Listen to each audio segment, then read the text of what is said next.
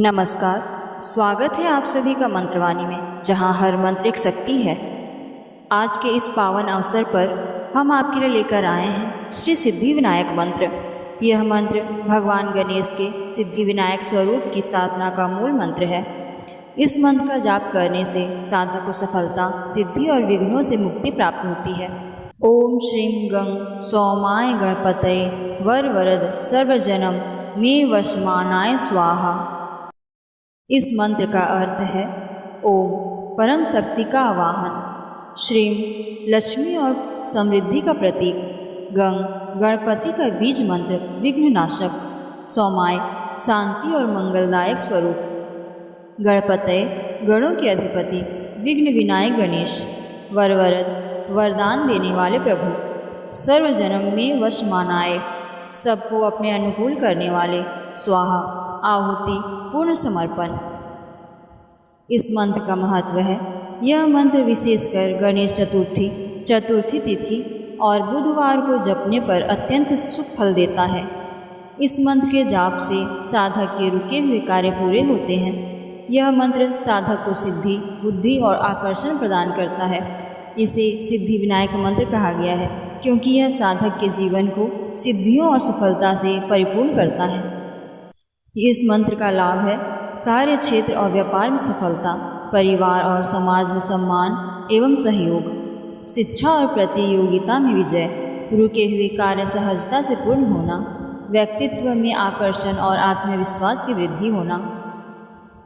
इस मंत्र का जाप विधि है, प्रातः स्नान कर स्वच्छ वस्त्र धारण करें, भगवान गणेश का पूजन कर उन्हें दूर्वा, मोदक और लाल पुष्प अर्पित करें। सिद्धि विनायक मंत्र का 108 बार जाप करें। जाप के लिए रुद्राक्ष माला का प्रयोग शुभ माना गया है। ओम श्रीं गं सोमाय गणपतये वरवरद सर्वजनम मे वशमानाय स्वाहा। ओम श्रीं गं सोमाय गणपतये वरवरद सर्वजनम मे वशमानाय स्वाहा। ओम श्रीं गं सोमाय गणपतये वरवरद सर्वजनम मे वशमानाय स्वाहा। ओम श्रीं गं सोमाय गणपतये वरवरद सर्वजनम मे वशमानाय स्वाहा। ओम श्रीं गं सोमाय गणपतये वरवरद सर्वजनम मे वशमानाय स्वाहा। ओम श्रीं गं सोमाय गणपतये वरवरद सर्वजनम मे वशमानाय स्वाहा। ओम श्रीं गं सोमाय गणपतये वरवरद सर्वजनम मे वशमानाय स्वाहा। ओम श्रीं गं सोमाय गणपतये वरवरद सर्वजनम मे वशमानाय स्वाहा। ओम श्रीं गं सोमाय गणपतये वरवरद सर्वजनम मे वशमानाय स्वाहा। ओम श्रीं गं सोमाय गणपतये वरवरद सर्वजनम मे वशमानाय स्वाहा। ओम श्रीं गं सोमाय गणपतये वरवरद सर्वजनम मे वशमानाय स्वाहा। ओम श्रीं गं सोमाय गणपतये वरवरद सर्वजनम मे वशमानाय स्वाहा। ओम श्रीं गं सोमाय गणपतये वरवरद सर्वजनम मे वशमानाय स्वाहा। श्रीं गं सोमाय गणपतये वरवरद सर्वजनं मे वस्मानाय स्वाहा। ॐ श्रीं गं सोमाय गणपतये वरवरद सर्वजनं मे वस्मानाय स्वाहा। ॐ श्रीं गं सोमाय गणपतये वरवरद सर्वजनं मे वस्मानाय स्वाहा। ॐ श्रीं गं सोमाय गणपतये वरवरद सर्वजनं मे वस्मानाय स्वाहा। ॐ श्रीं गं सोमाय गणपतये वरवरद सर्वजनं मे वस्मानाय स्वाहा। ॐ श्रीं गं सोमाय गणपतये वरवरद सर्वजनं मे वस्मानाय स्वाहा।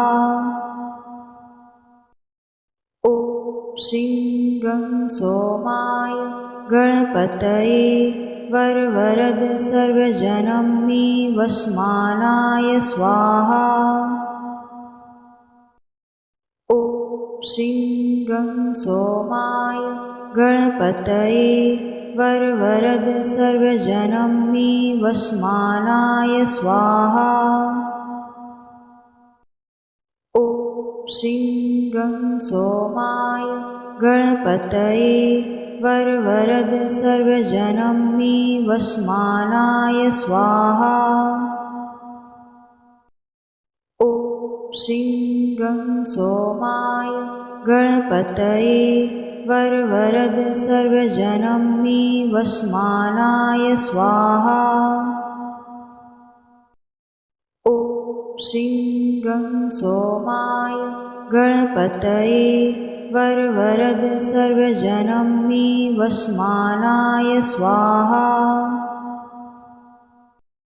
ॐ श्रीं गं सोमाय गणपतये वरवरद सर्वजनं मे वस्मानाय स्वाहा।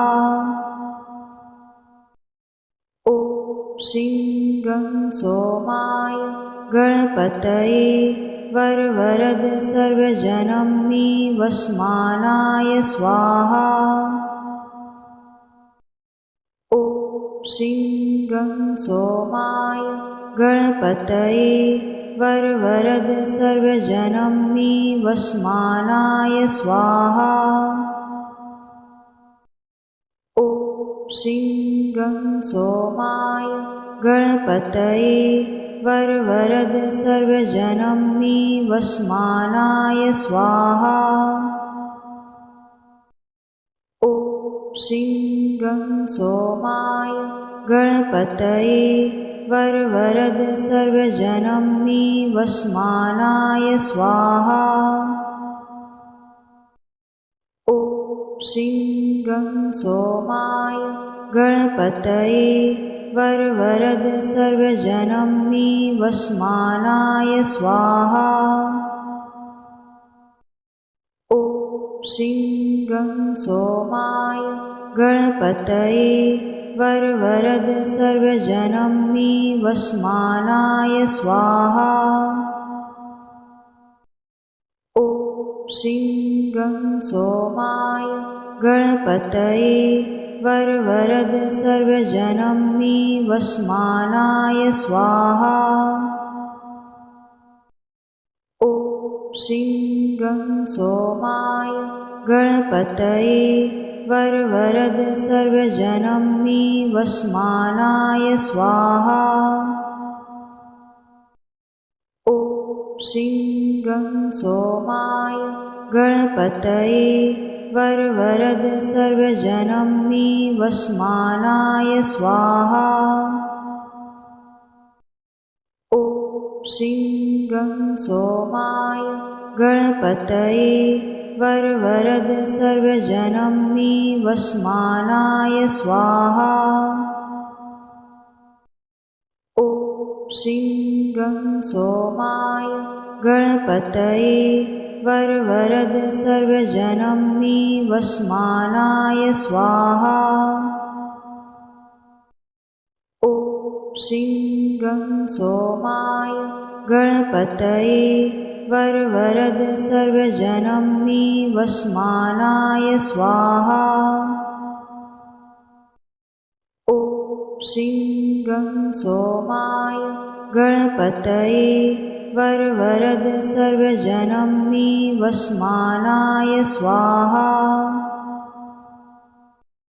ॐ श्रीं गं सोमाय गणपतये वरवरद सर्वजनं मे वस्मानाय स्वाहा।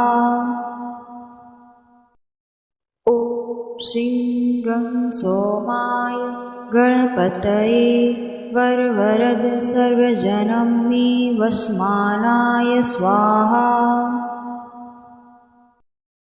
ॐ श्रीं गं सोमाय गणपतये वरवरद सर्वजनं मे वस्मानाय स्वाहा। ॐ श्रीं गं सोमाय गणपतये वरवरद सर्वजनं मे वस्मानाय स्वाहा। ॐ श्रीं गं सोमाय गणपतये वरवरद सर्वजनं मे वस्मानाय स्वाहा। ॐ श्रीं गं सोमाय गणपतये वरवरद सर्वजनं मे वस्मानाय स्वाहा। ॐ श्रीं गं सोमाय गणपतये वरवरद सर्वजनं मे वस्मानाय स्वाहा। ॐ श्रीं गं सोमाय गणपतये वरवरद सर्वजनं मे वस्मानाय स्वाहा। ॐ श्रीं गं सोमाय गणपतये वरवरद सर्वजनं मे वस्मानाय स्वाहा। ॐ श्रीं गं सोमाय गणपतये वरवरद सर्वजनं मे वस्मानाय स्वाहा। ॐ श्रीं गं सोमाय गणपतये वरवरद सर्वजनं मे वस्मानाय स्वाहा। ॐ श्रीं गं सोमाय गणपतये वरवरद सर्वजनं मे वस्मानाय स्वाहा। ॐ श्रीं गं सोमाय गणपतये वरवरद सर्वजनं मे वस्मानाय स्वाहा। ॐ श्रीं गं सोमाय गणपतये वरवरद सर्वजनं मे वस्मानाय स्वाहा। ॐ श्रीं गं सोमाय गणपतये वरवरद सर्वजनं मे वस्मानाय स्वाहा।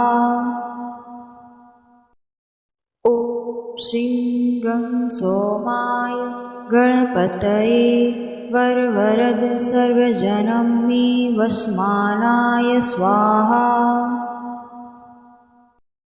ॐ श्रीं गं सोमाय गणपतये वरवरद सर्वजनं मे वस्मानाय स्वाहा। ॐ श्रीं गं सोमाय गणपतये वरवरद सर्वजनं मे वस्मानाय स्वाहा। ॐ श्रीं गं सोमाय गणपतये वरवरद सर्वजनं मे वस्मानाय स्वाहा। ॐ श्रीं गं सोमाय गणपतये वरवरद सर्वजनमे वस्मानाय स्वाहा। ॐ श्रीं गं सोमाय गणपतये वरवरद सर्वजनमे वस्मानाय स्वाहा।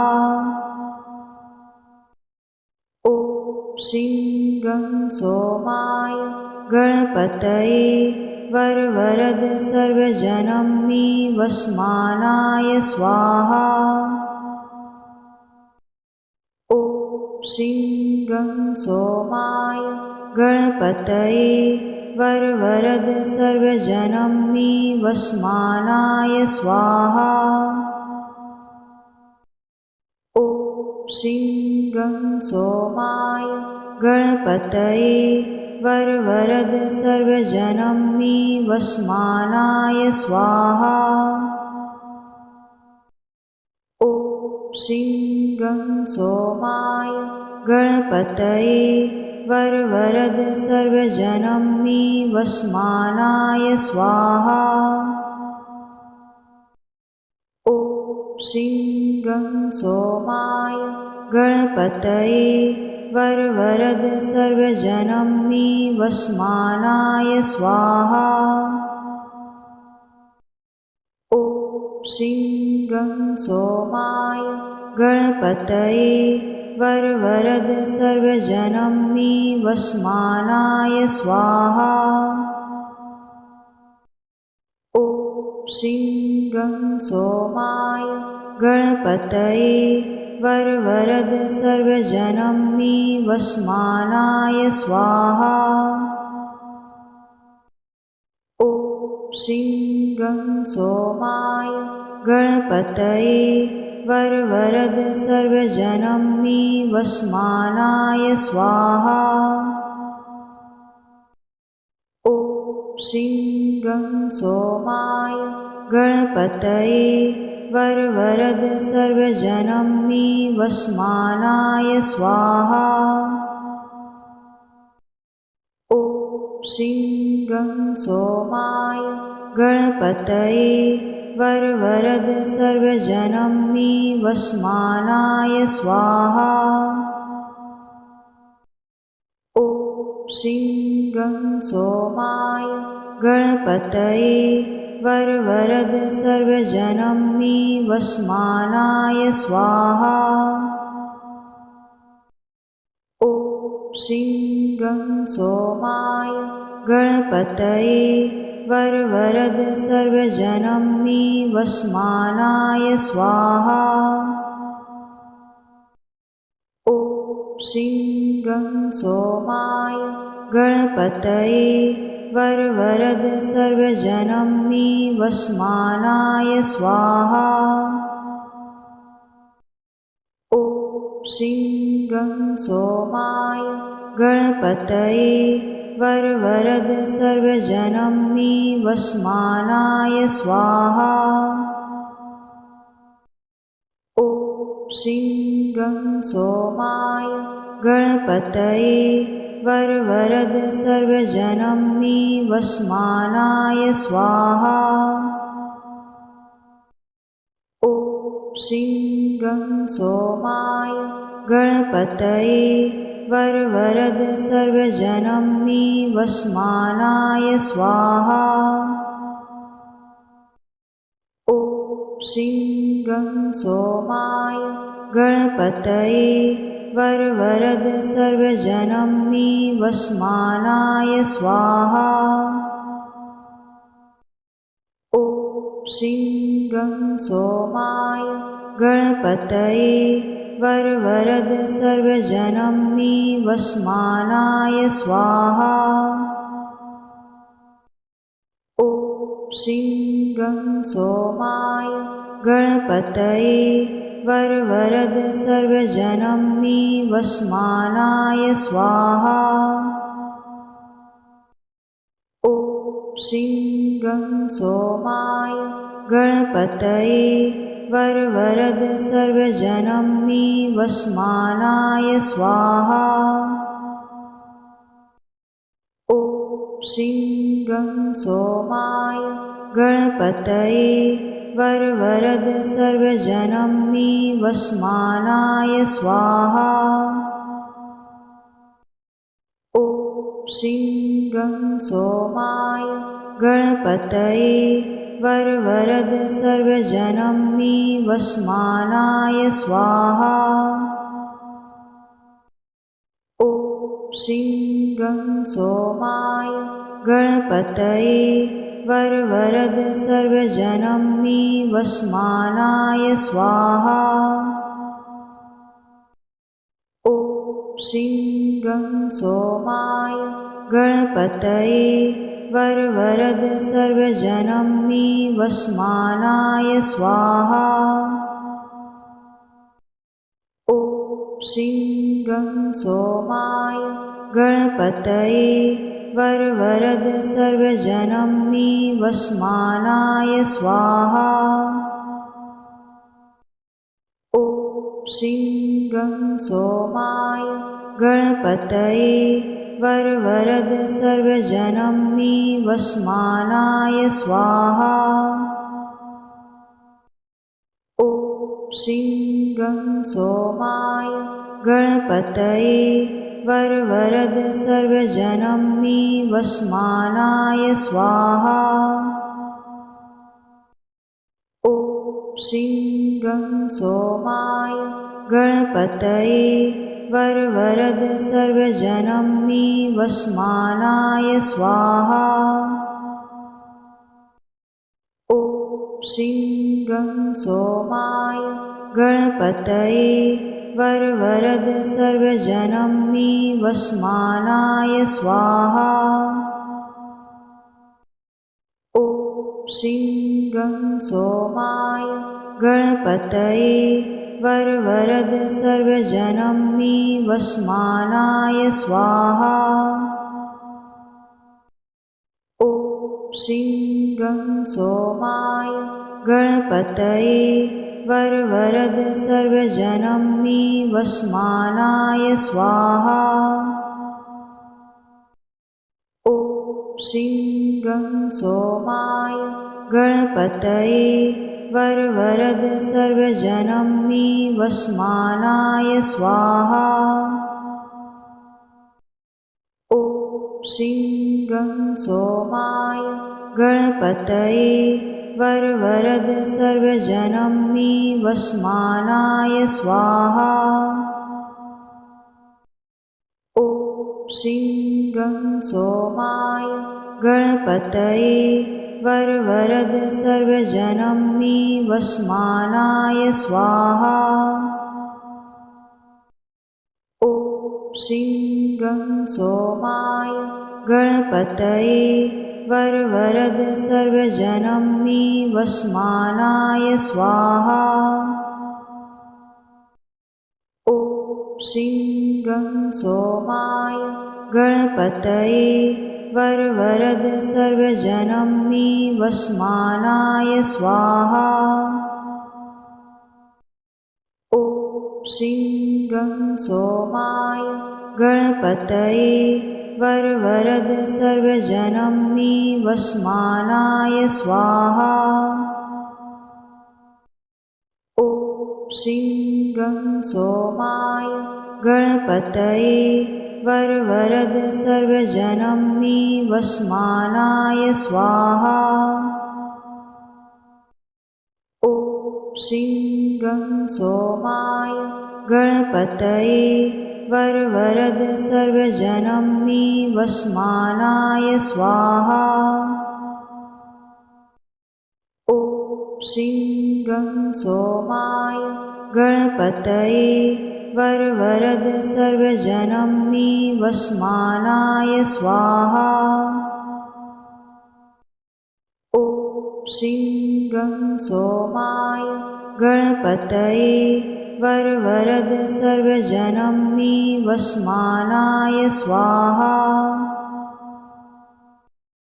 ॐ श्रीं गं सोमाय गणपतये वरवरद सर्वजनं मे वस्मानाय स्वाहा। ॐ श्रीं गं सोमाय गणपतये वरवरद सर्वजनं मे वस्मानाय स्वाहा। ॐ श्रीं गं सोमाय गणपतये वरवरद सर्वजनं मे वस्मानाय स्वाहा। ॐ श्रीं गं सोमाय गणपतये वरवरद सर्वजनं मे वस्मानाय स्वाहा। ॐ श्रीं गं सोमाय गणपतये वरवरद सर्वजनं मे वस्मानाय स्वाहा। ॐ श्रीं गं सोमाय गणपतये वरवरद सर्वजनं मे वस्मानाय स्वाहा। ॐ श्रीं गं सोमाय गणपतये वरवरद सर्वजनं मे वस्मानाय स्वाहा। ॐ श्रीं गं सोमाय गणपतये वरवरद सर्वजनं मे वस्मानाय स्वाहा। भगवान सिद्धि विनायक का यह पवित्र मंत्र साधक को समृद्धि, सौभाग्य और सफलता प्रदान करता है। गणेश चतुर्थी जैसे मंगल पर्व पर इसका जाप अवश्य करें। विघ्नहर्ता गणेश आपके जीवन से सभी बाधाएं दूर करें और कार्य में सिद्धि प्रदान करें। अगर आपको यह वीडियो अच्छा लगा हो तो इसे लाइक और शेयर ज़रूर करें और हमारे चैनल मंत्रवाणी को सब्सक्राइब करना न भूलें ताकि आने वाले नए मंत्र और धार्मिक वीडियो सबसे पहले आप तक पहुँचे। बेल आइकन दबाएं और जुड़े रहें ऑनलाइन मंत्रवाणी परिवार के साथ। जय श्री गणेश।